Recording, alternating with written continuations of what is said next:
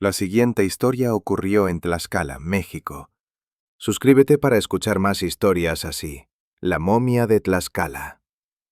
El sol de la tarde en Tlaxcala se filtraba por las grietas de la exhacienda de San Buenaventura, pintando lenguas doradas y polvorientas sobre los adobes carcomidos por el tiempo y la humedad.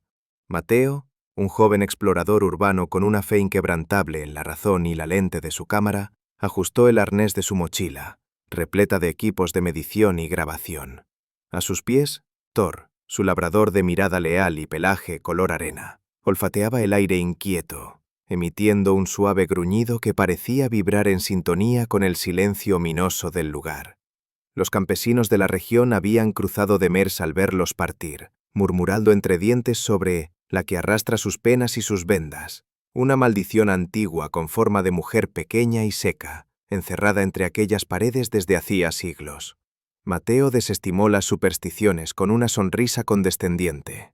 Para él, eran ecos de un pasado ignorante que su documental ayudaría a disipar. Atravesaron el arco principal, donde la temperatura descendió de forma palpable, como si hubieran traspasado un velo invisible.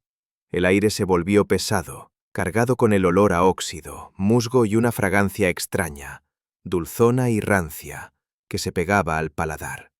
Thor se detuvo en seco, plantando las patas en el suelo de tierra compactada, una rumora gutural brotando de su garganta. Sus orejas estaban gachas, y el pelo del lomo se erizó como un cepillo, sus ojos marrones fijos en una oscura abertura que se abría al fondo del corredor principal, una promesa de sombras profundas. Empujado por una curiosidad que nublaba cualquier señal de peligro, Mateo se adentró en el pasillo angosto, iluminando el camino con el haz potente de su linterna frontal. La luz cortaba la penumbra, revelando arañas tejiendo sus telarañas entre las vigas podridas y roedores que huían sigilosos. Al final, un derrumbe parcial había dejado al descubierto una oquedad que parecía llevar a una cámara más antigua, sellada durante generaciones. Con manos expertas apartó las piedras sueltas, ignorando los quejidos cada vez más desesperados de Thor, que se negaba a seguir avanzando. La cámara revelada era pequeña, quizás una antigua despensa o una celda de castigo. Y allí, en un rincón, reposaba sobre un lecho de paja podrida y trapos desintegrados, la figura. No era la momia imponente de los museos, sino una cosa pequeña, frágil y retorcida, enfundada en vendajes de un lino oscuro y quebradizo por el tiempo. Su pose fetal sugería una agonía infinita, y donde debería estar su rostro, solo había un hundimiento oscuro del que emergía la mandíbula descarnada, contraída en una mueca eterna.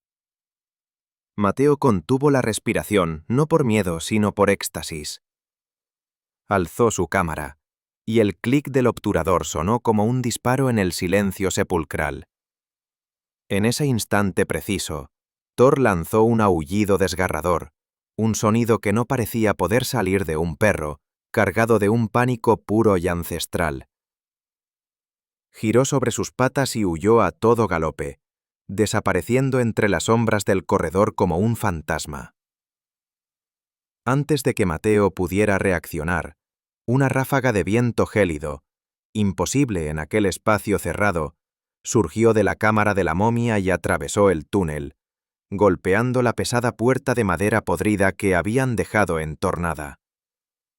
El estruendo sordo del madero al cerrarse de golpe resonó como un latigazo en los oídos de Mateo, seguido por el chirrido de unos goznes oxidados que se negaban a ceder.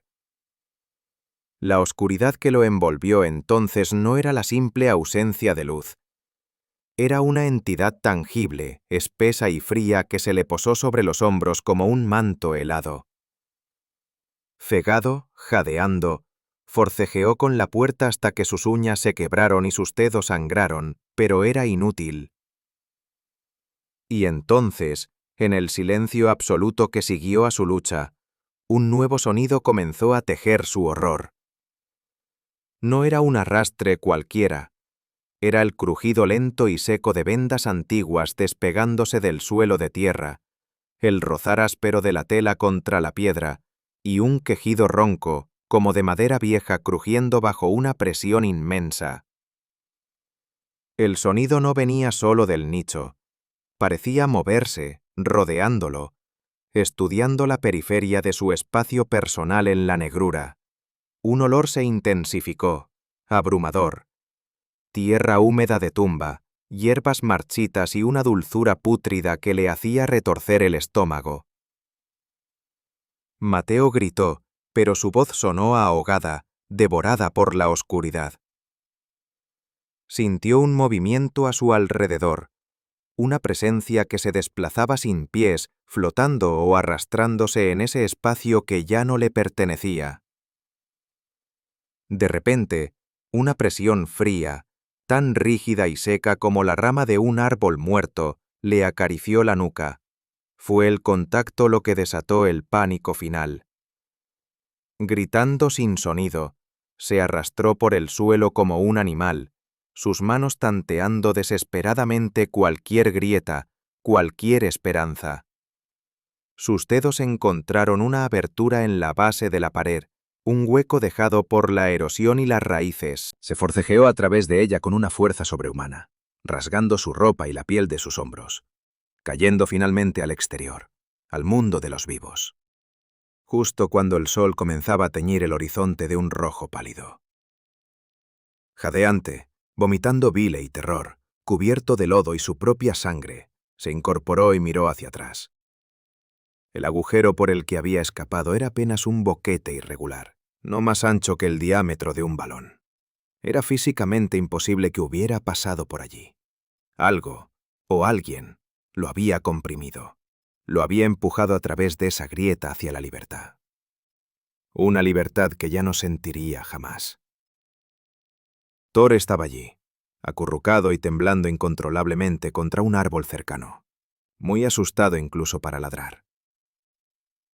Corrieron hasta el pueblo más cercano, Santa María Istulco, donde los ancianos, al ver el horror grabado a fuego en sus ojos y percibir el hedor a tumba vieja y descomposición que lo envolvía, no necesitaron explicaciones.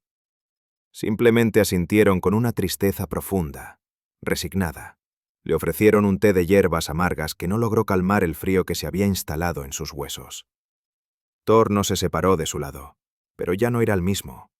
Su mirada estaba velada, siempre alerta, observando sombras que Mateo no podía ver. De regreso en la ciudad, en la falsa seguridad de su apartamento iluminado por luces de neón, las pesadillas fueron solo el principio. Cada noche, justo en el límite entre la vigilia y el sueño, justo cuando el mundo se silencia, Mateo oye el sonido. No es fuerte, pero es inconfundible. El crujido lento y seco de vendas antiguas rozando el piso de su pasillo, acercándose lentamente a su puerta, acompañado de ese quejido de madera vieja. Thor oye lo mismo. Se esconde bajo la cama, gimiendo en un mudo y constante sufrimiento. Mateo sabe, con una certeza que le hiela el alma, que no fue él quien escapó de la exhacienda esa madrugada. Fue la momia quien lo liberó, marcándolo, siguiéndolo a casa. Porque una maldición no es un lugar, es una compañía.